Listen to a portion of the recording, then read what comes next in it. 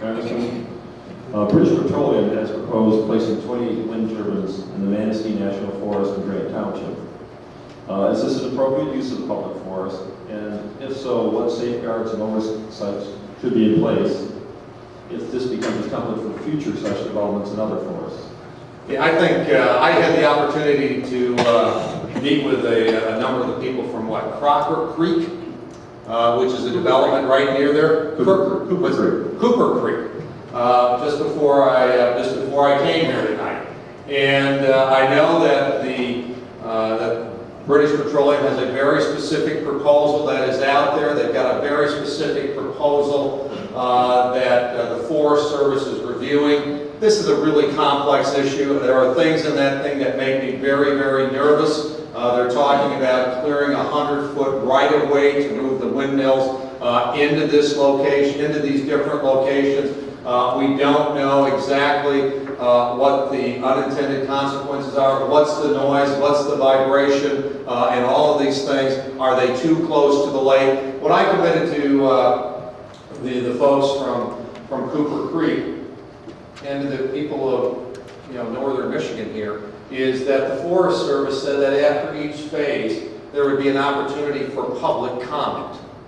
What I laid out for them is that, over the next 12 to 18 months, we're going to go through this process together, learning a whole lot more about alternative energy, a whole lot more about wind energy. You're going to learn a whole lot more about bureaucracy and how government works and those types of things. And we're going to go through it together to figure out exactly what the most, I don't know at this point, what the best resolution is.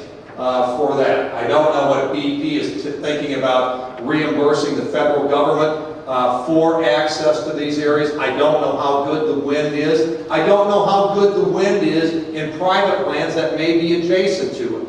And I don't know exactly what kinds of standards the Forest Service is going to put on the windmills that go in there. And so until we've got a lot of those answers in place, we can't make a decision. I've committed to the people that we are going to go through this process together. We will have public conferences, we will have public hearings and town hall sessions to learn about this together.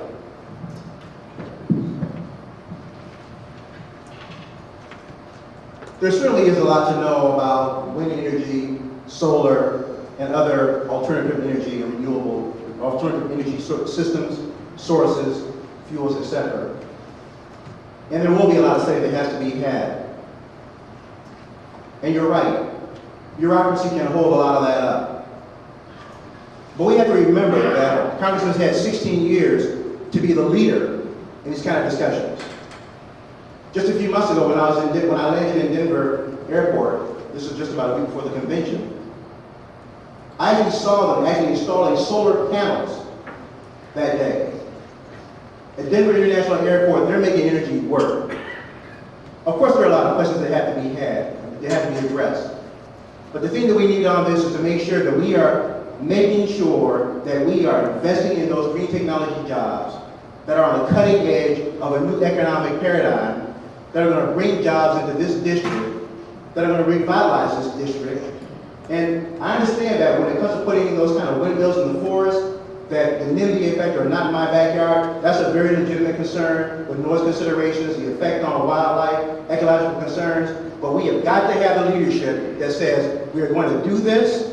This is one way that Michigan can revitalize its economy. It is a way that jobs are being created. Other countries around the world have certainly done this. We have the capability of doing it here as well.